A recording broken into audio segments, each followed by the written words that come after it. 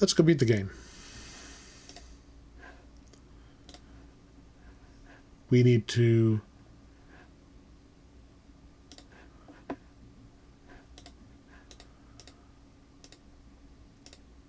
Come on.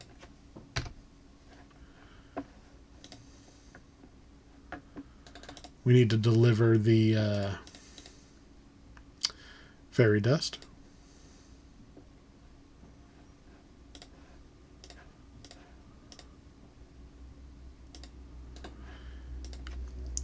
It takes her some time to make it. And by time, I mean walk out the door, walk back in the door. This is a great opportunity for in Dungeons and Dragons. You, the dungeon master, get to decide how long that dispel potion takes. If you don't think they're ready for it yet, just don't give it to them. I still can't believe we have 2 fairy dust.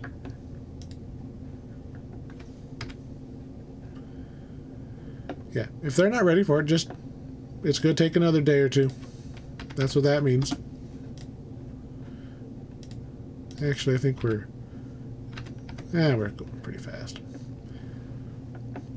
So if, like, they've solved all of those things to get the dispel potion, but they haven't actually saved Bernard, don't give them the potion until after they save Bernard, and then you can keep all your stuff in the correct line. And who are they to say that, oh, you should be done with this by now? They don't know how long it takes. Fruit. Just came back here to show off that if you cast Open, the rock opens and you get the other spell. Now you have Calm. It's kind of like Calm Emotions in 5th edition.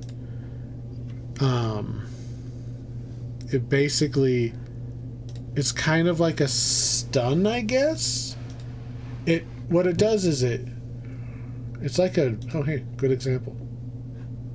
Come here. See that goblin?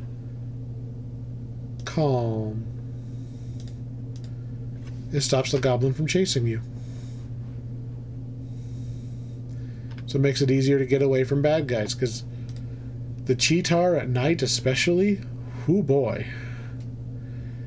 It is tricky sometimes, depending on what screen you're on, just to get away from him. You know, he's so big and so fast. Like, he is always running. So your run speed is barely able to get away. He will run you down and kill you. So do not go out at night. Which you should impress upon your players, because wandering the forest at night,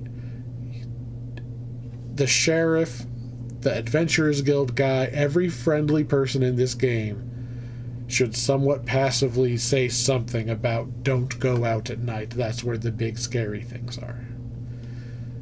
That's why going and handling Baba Yaga forces you to go out at night. And as she kicks you out, she says you will die if you don't. So it's a video game, right? You're more likely to just reload your game until you're ready to go get the thing. Or you put down an anchor save from, you leave a save from before in case you fail. Very common thing back in this day. Not something you see much anymore. Well, now I'm zipping. Oh, our colors are dying.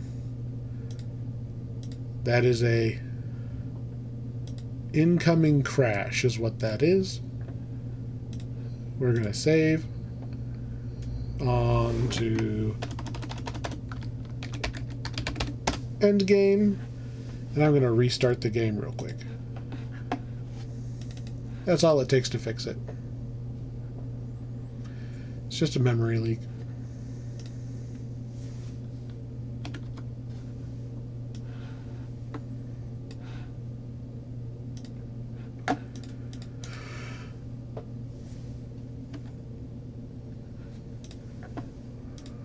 There we go. We're also going to turn my speed back down a little bit since we're actually going to want to do stuff. So we heard from the other thief guy. Here's your key that we got from the guy we murdered. Clicks open. We heard a password. You say hide and go seek. You hear something move aside.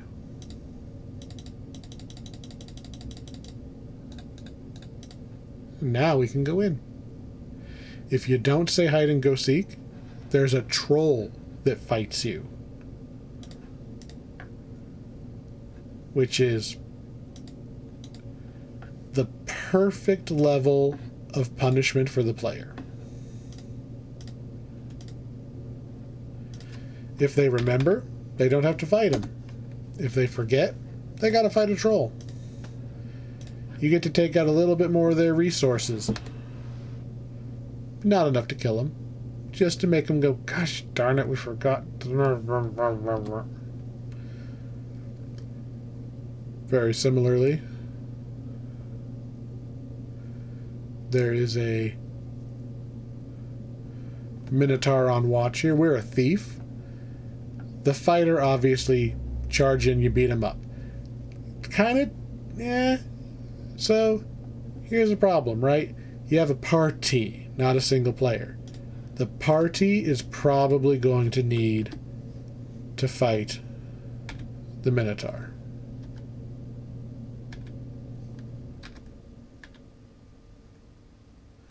Oh, I didn't even get past him.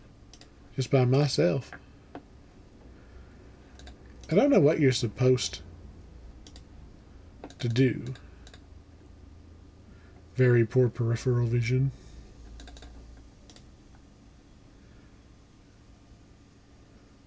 Yeah, we just go straight to trying to climb over.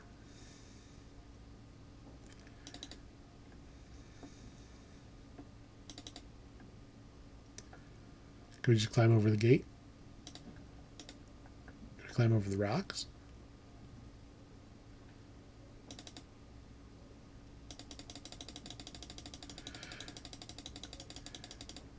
There we go.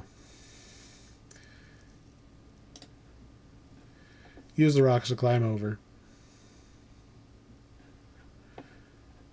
So, this is one of the hardest screens when I was trying to translate this. So the last screen, it's like, all right, there's a couple solutions. Mostly, you can use that calm spell to put the guy to sleep and just walk past. Fighter kicks his butt. Thief just sneaks past. Probably gonna end up fighting him. This screen, however, is actually not a challenge for your character. This is a challenge for the player. You need to click the eye on these tripwires. Now that you know it's there, you can easily avoid it.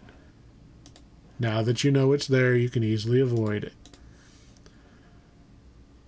Cross here is on this bridge. You try to go straight. You step on that carpet, it's a hole, you die. You step in the gap, it's a hole, you die. You step on that board, it's a trick, you die. You step on either one of those wires, you alert all the bandits, and they start shooting at you, and if you don't have enough health to get through the room, you die.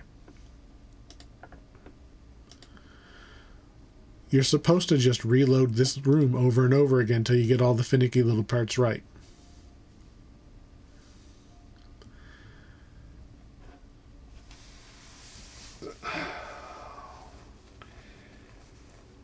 If the players come through like I did and they're undetected, or they manage to distract, like maybe the fighter, maybe they split the party in a good way.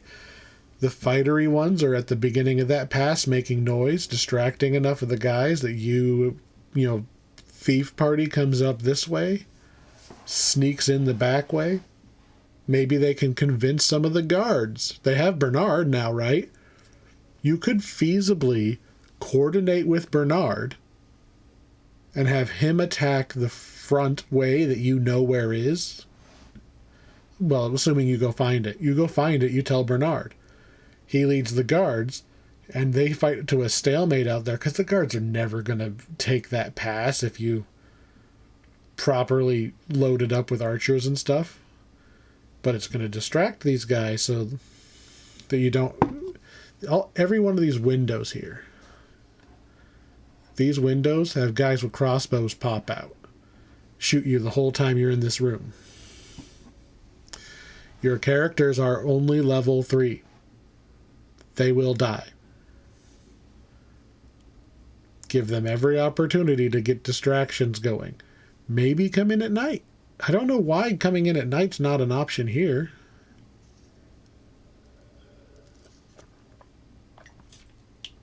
The brigands are out in...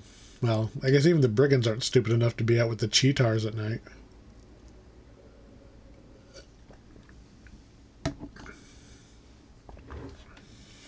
So here's... So yeah, this is a tough room. I like the idea of a trap room. Unfortunately, there haven't been any other trap rooms in the game, so you haven't really set this up by the time you get here.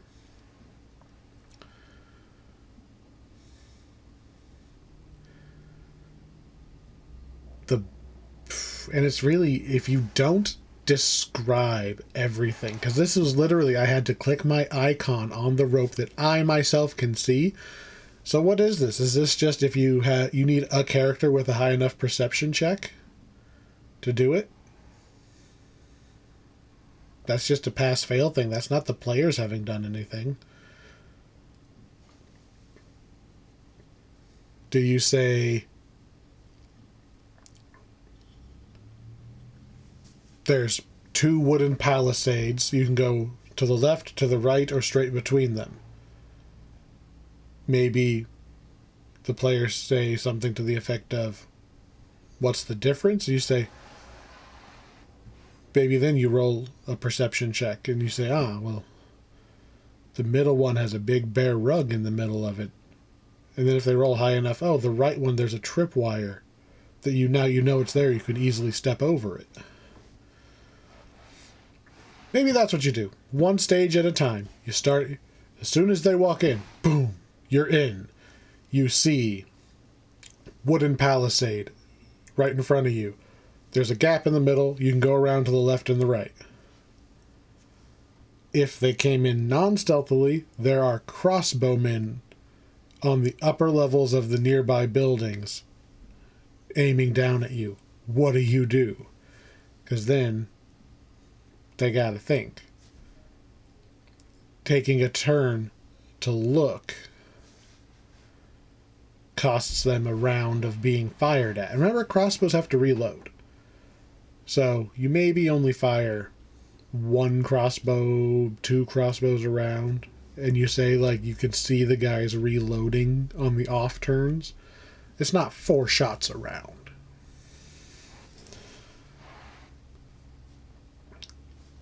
You get to the second part. There's a ravine. There's a wooden plank to the left and a wooden plank to the right. Your fighters are going to jump. And that's fine. Does this say how wide it is?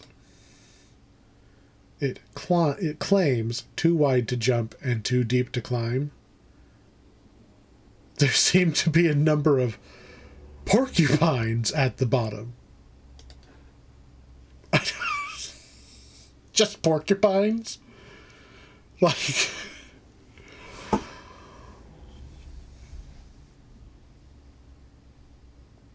This feels like a case of autocorrect gone wrong. It's a pit of porcupines! I gotta go jump in the pit.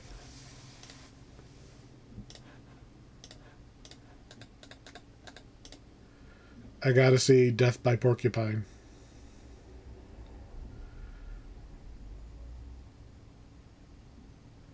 There's your archers.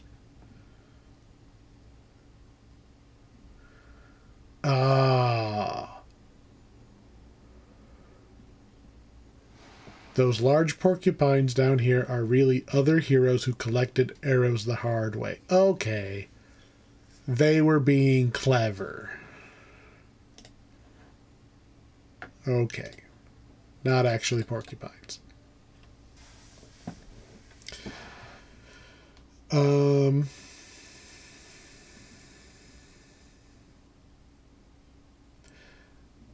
Yeah. I think that's how you do it. You make it a little mini skill challenge.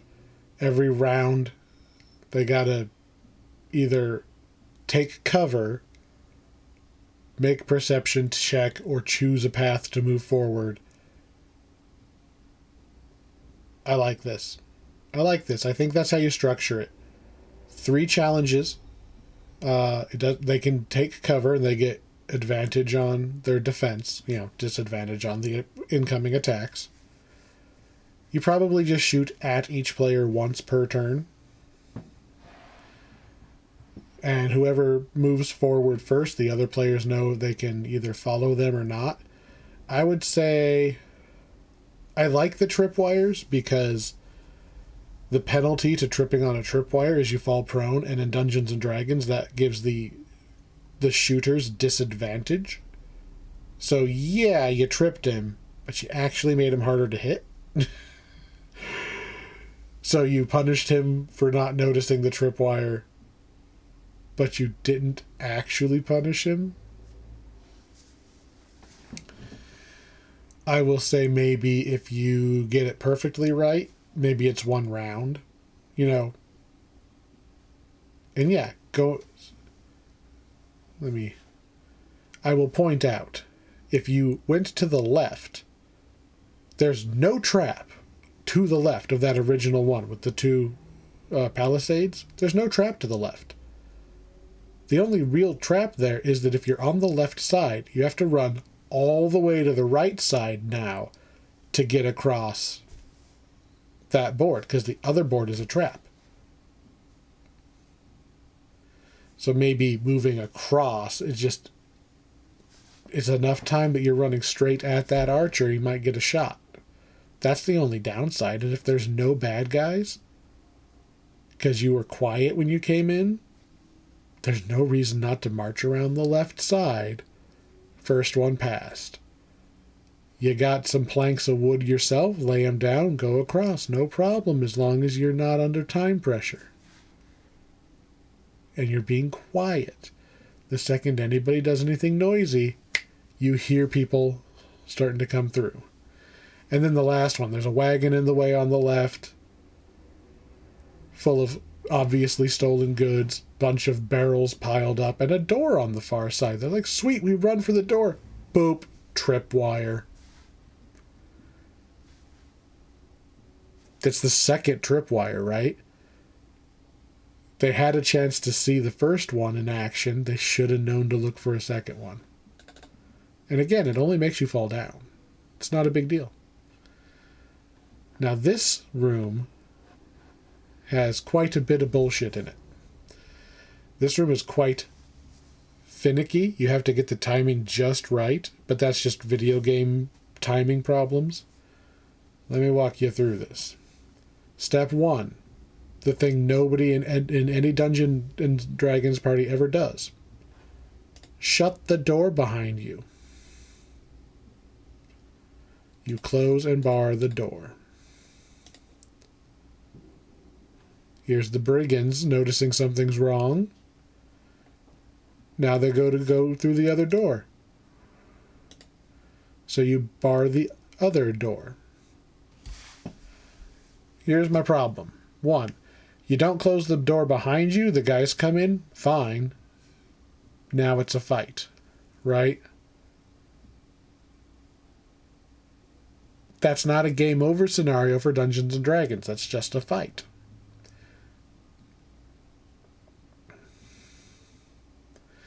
In this game, the whole point is you're going to get overwhelmed because you're by yourself. So if you let more than one guy in at a time, you die. You got to lock the door. That second door I closed, you have to wait for them to walk away from the window. If you push the chair in front of the door too soon, they know you did it. They go the other way. They come through that other door and get you. They only go that way if you wait and then do it. It's a fun little puzzle room. I'll give you that. It's one of those like trial and error puzzles that you feel smart the farther in you get. For instance, this is drawn differently than everything else, so... Oh, now we gotta go around. Okay. But then you have to, again, time this right.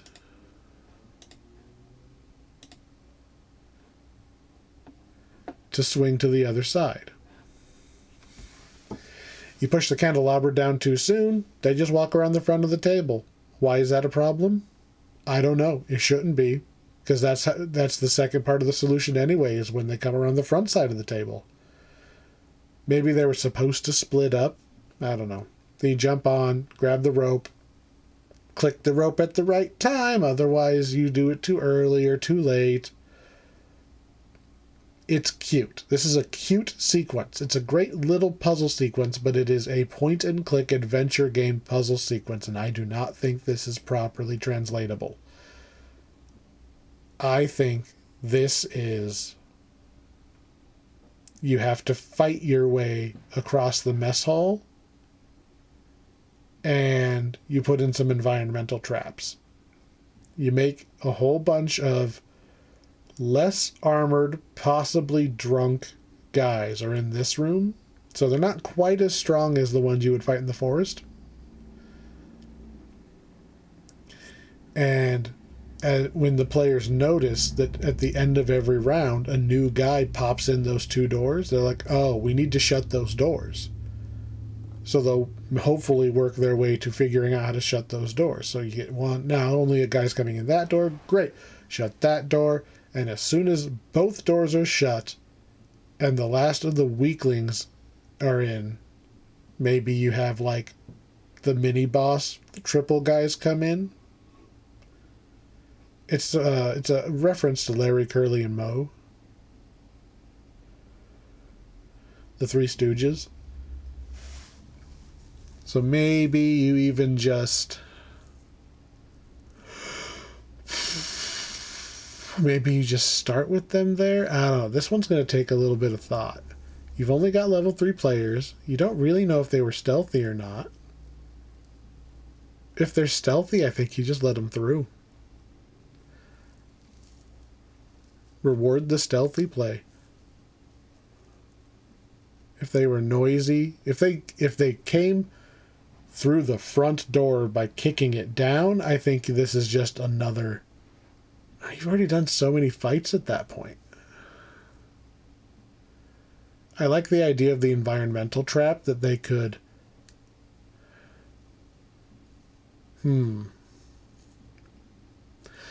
I want to conserve the idea of dropping the chandelier.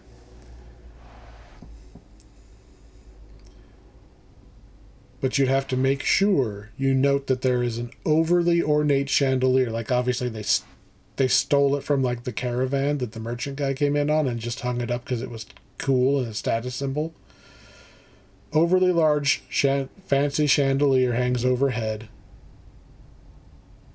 And maybe the Three Stooges here specifically hold their ground and fight in the middle of the room, commanding the rest of the guys and helping each other. Maybe two of them are crossbow and the other one's a sword and shield kind of guy blocking for them.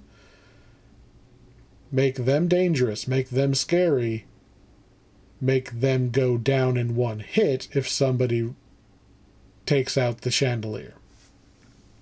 Just as a bonus. So they can fight their way through. Maybe they can figure out the chandelier thing.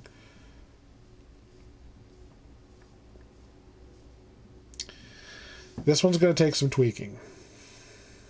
Because this is almost more like an arcade sequence than it was an RPG sequence. So this is going to be a tricky room to really nail down the numbers. We're going to have to see... We know this is endgame. We know this is going to be when they're at level 3. Because this is dang near the end of the game.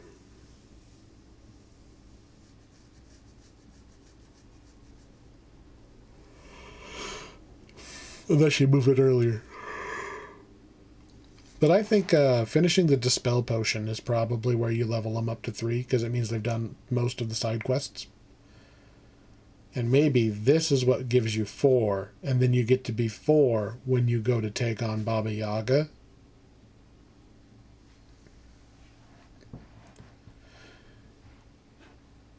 We're going to move on.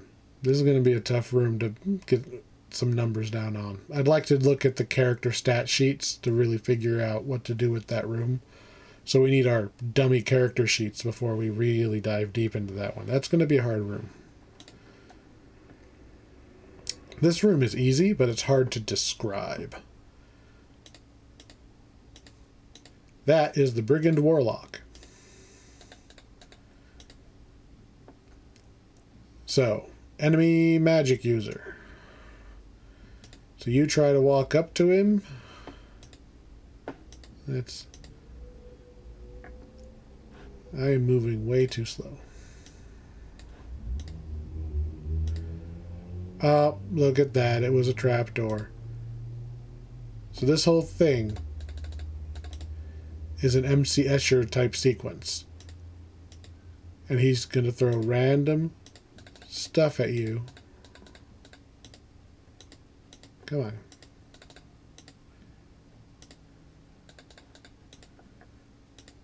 To slow you down while you're trying to get this stuff done. Turns out he's not. So when you. What I recommend is you have him throwing tanglefoot bags, glitter powder, non-magical items that the players are going to go, wait a minute, we know what those are. These are the things the DM wouldn't let us buy 50 each of.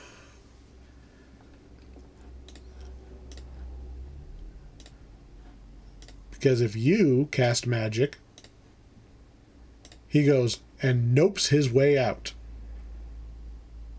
Because he knows he's not a magic user. He's faking it.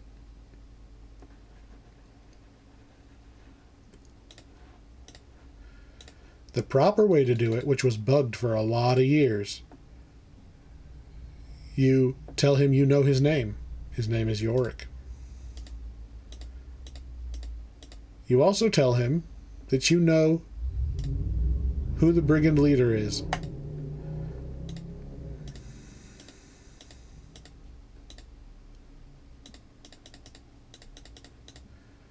And if you talk about the right thing, which apparently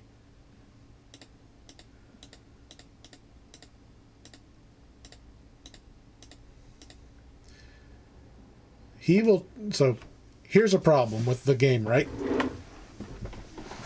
You get this far, you can very easily talk to him and find out, look, Elsa, the Baron's daughter, is under enchantment. She is the brigand leader. That's why the brigand leader is not attacking the town, and she got really mad when they attacked the farmer, blah, blah, blah. When the intended solution is you're supposed to talk him down. You're supposed to say, hey, I have the Dispel Potion. Can I show it to him? I'm supposed to be able to go, I have the potion. Throw it on Elsa. She'll be fine. And he's supposed to turn around and be like, sweet, thank you, follow me. That's supposed to be the end of it. This is supposed to be an impossible MC Escher style maze thing that you're supposed to talk your way down. Or you use magic and scare him off, and then you can work through the maze. The game is a little buggy. There was a time you could only beat the game with magic. You had to have magic 100% of the time, because that was the only way to scare him off, and with the timing cycles, you were never going to make it through. I only halfway explained this earlier, but they used to make the timing cycles based off of the crystal in your computer. And as computers got better and the crystals got faster and faster, the game thought it was running faster and faster, And the timing window used to be, oh, I've got 5 seconds to do this. Oh, I have 5, like, milliseconds to do this now. And at this point, everything is instant. Our computers are so fast right now, there's no chance of you ever doing it manually. Which is why we have things like emulators, the DOS box. It makes the game, it moves where the game is looking for the crystal, right? The game is currently running at 10,000 cycles, which is a tiny fraction of what a computer can actually do. But the game doesn't know that, and the game doesn't care. The game thinks that's the speed of the crystal, so now all the timing works fine. Most of it works fine. But he still won't go away if I don't scare him off with magic, so we're going to do that.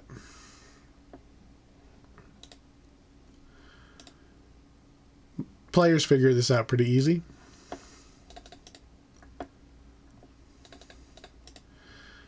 Don't recommend actually doing a maze.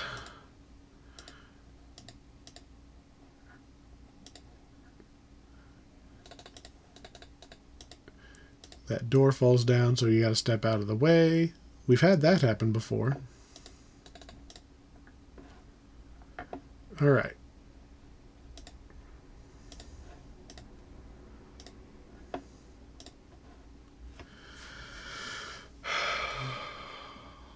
TLDR, as long as the players have figured out that Yorick is the brigand warlock, which they can pick up from context clues talking to the centaur, mentions that he was giddy and laughing and acted weird.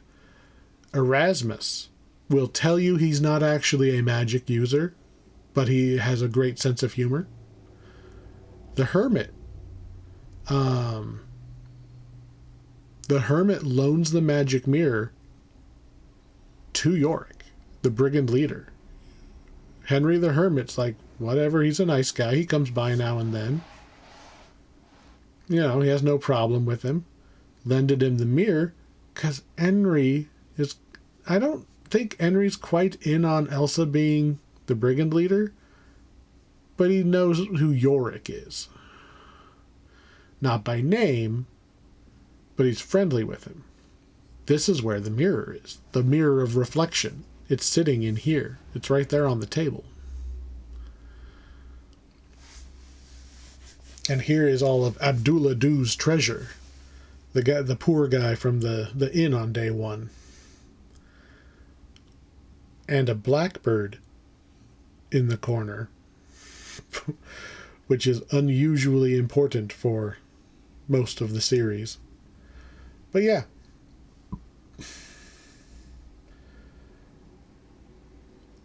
If the players are taking notes and paying attention and actually talking to the NPCs, and you have your little cheat sheet notes that we're going to write up of what each character knows, hopefully the players have figured out that it's not just that Elsa has been, you know, a 10-year-old child or whatever held captive here. No, she's 20 years old and is in charge of all of these guys and just doesn't know that she's Elsa. Hopefully you get that context first, and we're going to have to work on that because honestly, it's very, very easy to miss all of those. We're going to have to put some kind of gate in so that the players don't accidentally charge in here and kill her, right? There's a very good chance that they do not understand who she is if they come here too soon and they don't die on the way in. That's the downside of having such a small level range. Even at level 1, they could make it here if they just roll really good. Like, they could. It'd be really, really, really lucky. But they could. So it's not like Elsa needs to be a 15th level fighter or something. You do that, they all die no matter what. So, the obvious intended solution here Throw the Dispel Potion on her. Probably need to make it a little more exciting than that. You don't have to worry about a wizard just having Dispel Magic and being like, well, why don't I just cast my spell? Because they will not have that spell at the level that they're at. And even if they have a race that gives it as a special 1 per day ability, I would say make it temporary. You need the potion in order to make it a permanent dispel. You know, the Dispel Potion also has anti-curse properties. Dispel Magic does not dispel curse. So, I would probably make...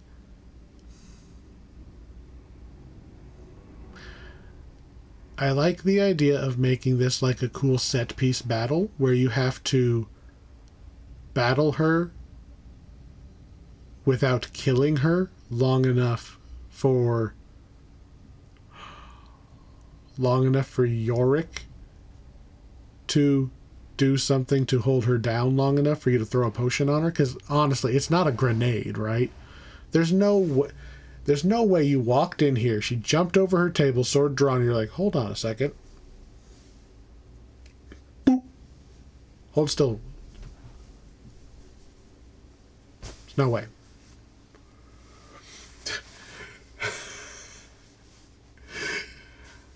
Maybe that's why you had to get flying water.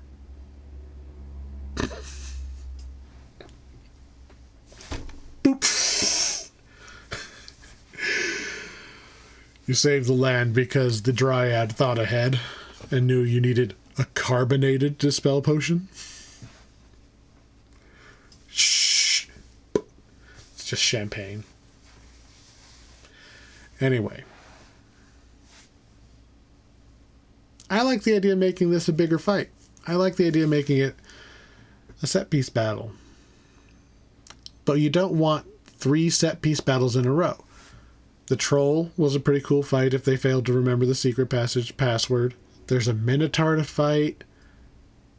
And then you've got the skill challenge. And then you've got potentially the barroom brawl. And then you've got the maze room.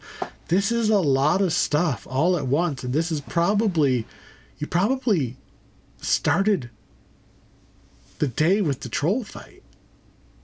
You probably, if you've got your sessions lined up perfectly, this is a really dense session and fights take forever. You only get maybe 2 fights a day, unless your players like to play for 12-hour sessions.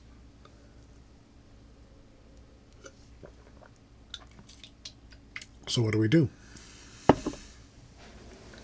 Do we put a bunch of fights all in a row? Do we leave it vanilla and you just walk in and boom, Dispel Potion and you out? Maybe. So the problem is I want this to work no matter what the players did, right? But we're going to need like a couple of different potential paths written down based on what the players did. If the players successfully talk to Yorick, Yorick can probably go and, if you give the Dispel Potion to Yorick, he can probably slip it in her drink or something, right?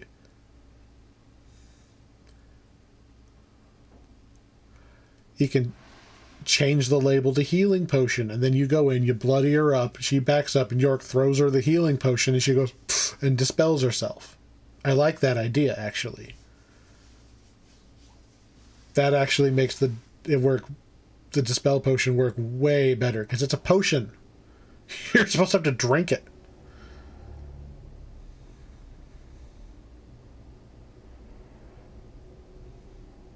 Maybe just skip to that. Maybe you and your team kick in the door. She draws her sword and says, I may be outnumbered, but I'll never surrender. And Yorick goes, hey, Potion of Heroism, and throws it to her because you talked to Yorick ahead of time. That could work.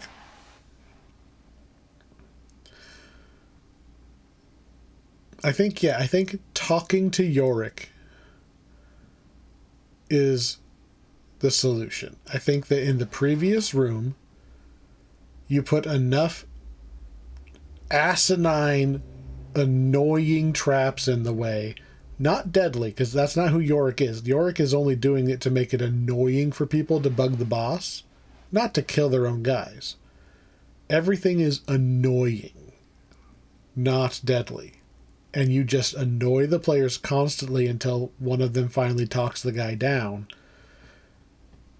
I think that's how you do that. So this is a communication challenge, not a combat challenge, because they just got out of the combat challenge in the room before. That's what we do.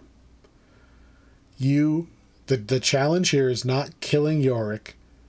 The challenge here is coming up with a plan to hit her with the Dispel Potion. Tricking her into drinking it'll work. Maybe just getting Yorick to splash it on her will work. Worst case scenario, you promise Yorick that you're only going to knock her unconscious. That's what we do. That's how we solve that. Blah, blah, blah. I'm me again. There's Yorick again.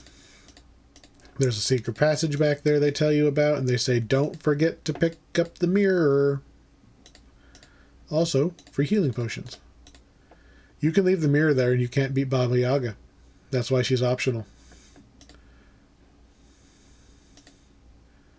We are not going to leave it there.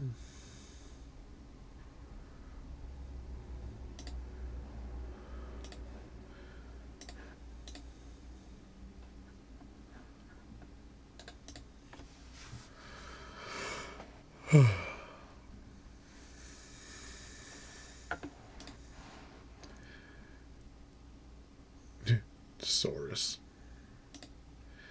So you beat Baba Yaga. If we go back to the castle right now, roll credits.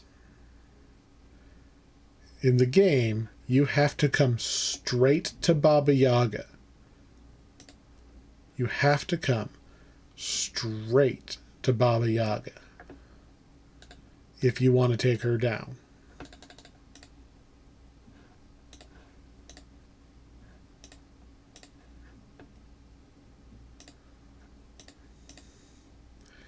You walk in here a second time without the mirror, you die. Nothing you can do about it.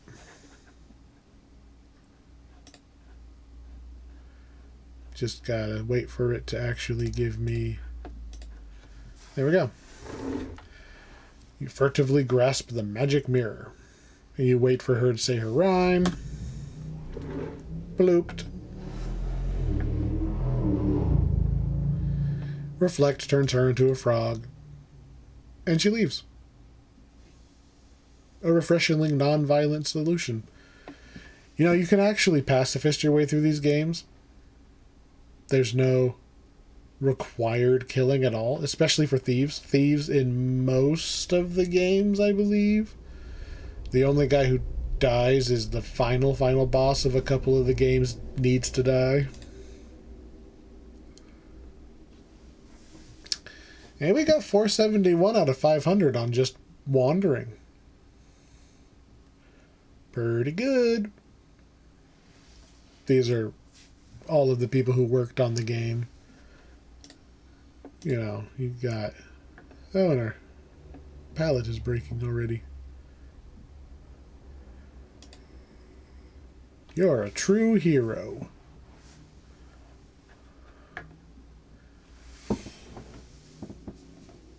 So, not super long.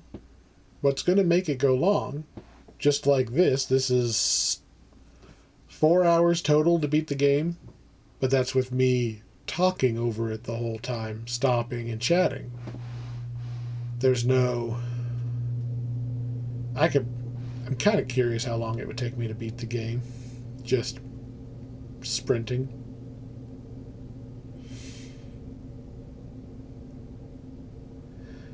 There's a lot of interesting little quirks to this game. There's a lot of things I forgot to talk about. The speedrun for this game, it goes straight to the Brigand Fortress because beating her is the only thing that unlocks walking into the castle and starting the credits. And beating her. So throwing the dispel potion is not what counts as beating her. It is exiting that room is what trips the flag. And so there was the best speedrunner of the game, Mr. P.R. Miller, had his kid on his lap while he was grinding speedruns. And when he got to the point he needed to throw the dispel potion, he accidentally clicked on the dagger because the kid was messing with stuff. And he threw the dagger into like a random wall instead of throwing the dispel potion. If you throw the dagger at her, you die. She just kills you. But because he threw it at a random piece of wall, he didn't die. The game unlocked his character movement. And he just walked out of the room. Walked to the castle, beat the game. Well, rolled the credits. You know, in true any % style, all he had to do was get into that room and get out of that room, and that's it. So, if you can kill Fred the Troll, or you're playing a game that has the parser to type in the password because you already know it, yeah, we're not going to save the guy.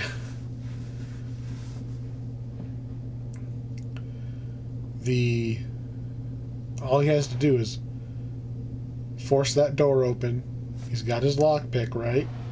Force the door open, kill the troll, sneak past the Minotaur, up and over, sneak, do the puzzle, get past. He doesn't even scare Yorick away. He's so fast at clicking through that maze. He doesn't even get the guy to leave. He gets through the maze.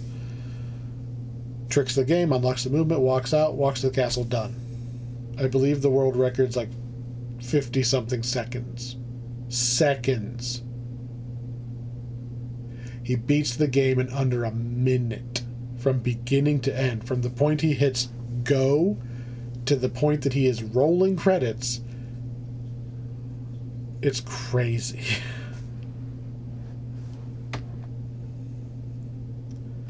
Alright. We do not wish to save the character again. So that's Quest for Glory 1. That is a walking tour of Gloriana. That's the name of the world that the Coles created. I do believe that the Coles based their world off of their Dungeons and Dragons campaign. I think I heard that somewhere. So we're going full circle. So, next thing we're going to do, load up the game again. I'm going to see if I can find a template for Dungeons and Dragons campaigns. And we're going to actually start writing stuff in. We're going to actually make a full-on PDF that you can just give to somebody. They don't need the game. You can just run a Dungeons and Dragons campaign off of this. So what we're going to need to make some characters. Probably one of each major type. We're going to make a wizard, going to make a fighter, going to make a thief. So that we know, and I'm going to have them at each level. And we're going to make a level 1, level them up to, and have all 4 levels. So we're going to have 3 characters times 4 levels. I'm going to have 12 character sheets ready to go. So that we can look at each challenge and we know what the player's intended skills are going to be. So we can set the difficulties accordingly. Going to go through the monsters. Going to pick where our milestones really are. Going to write down the list of all of the things we're going to do. See which things, that first level up is going to be tricky. I think maybe saving the Bernard might even be level up 3. I don't know. I think saving the guy from the bear, getting the Dispel Potion. Both of those should be a level up. we'll go more into that as we look at the difficulty classes of things next time. Thanks for watching. I hope some of my musings have been interesting. If nothing else, you've got a slightly longer version of a Quest for Glory 1 playthrough. Have a good one.